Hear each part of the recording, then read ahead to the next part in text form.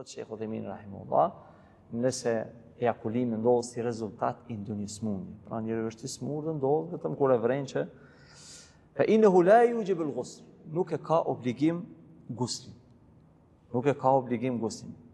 Wa innama yujib al-wudu faqat. Ne po duhet vetëm merret abdest. لأن الماء الذي يوجب الغسل هو الدافق. Pra përveç daljes së spermës, duhet të jetë një kusht tjetër me epsh.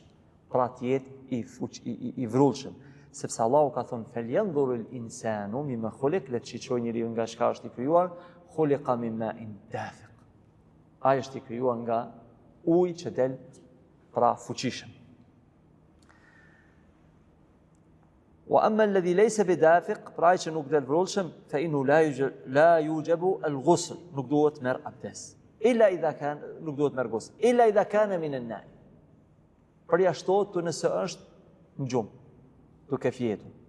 فالنائم إذا استيقظ, ai që është duke fjetur dhe kur të zgjohet, وجد على لباسه منيا, dhe gjen gjurmë të ujt pra të spermës në petkun e tij, fa innahu yajibu alayhi al-ghusl, ai ka obligim marrjen e guslit. Wa in lam yadhkur ihtilaman, nëse nuk i kujtohet ai farlloj ajo ëndra, لأن النائم لا يشعر, njeriu që është duke fjetur nuk ndjen, فربما يحتلم ويتلذذ ويخرج منه المذي بلذة ولكن بغير شعور. Pra edhe nëse ndodh kjo, pa e vrejt njeriu kur të shet gjurmët, atëherë duhet pastrohet. والحاصل أن خروج المني إذا كان من يقظان فلا بد أن يكون بلذة.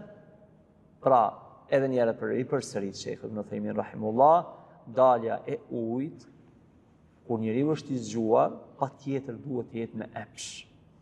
Nëse ama idha kana bi ghayri ladha, nëse është pa knatësi, pra epsh, fala yajibu fi ila al-wudu. Ai nuk e ka obligim, guslin për ka vetëm abdestin. Urtësia është shumë e madhe, dhe me thonë, urtësi ka shariatike, urtësi shëndetësore, kështu më radhë. Kjo është e para. Është obligim me marrë gusl atëherë kur del ujë, pra sperma, kur ejakulon njeriu. E dyta është obligim marrja guslit pasi ndodh kontakti intim. Që do të thot edhe nëse nuk ndodh ejakulimi, është obligim marrja e guslit. Yani meta jama'a ar-rajulu imra'atahu, kur njeriu kryen marrëdhënie me bashkëshorten e tij, sawa'un anzal aw lam yanzil, pavarësisht a ka ejakulua apo jo, fa innahu yajibu alayhi an yaghtasil. Ai është ka obligim që të pastrohet. Sepse pejgamberi alayhi salatu wasallam ka thënë, ka në hadith që transmeton Aisha radiallahu anha, po ashtu, idha iltaqa al-khitatani, kur takohen pra khitatani, rreth prerja e mashkullit, dihet pra, dhe e femrës, faqad wajaba al-ghusl, është obligim, atëherë bëhet obligim gusli. Khitan al-dhakar alladhi haddu min fawqa al-hashara, pra rreth prerja e organit të mashkullit, kur depërton, dhe me thonë, atëherë është obligim, qoftë edhe ajo rreth prerja e organit duhet, është obligativa atëherë gusli.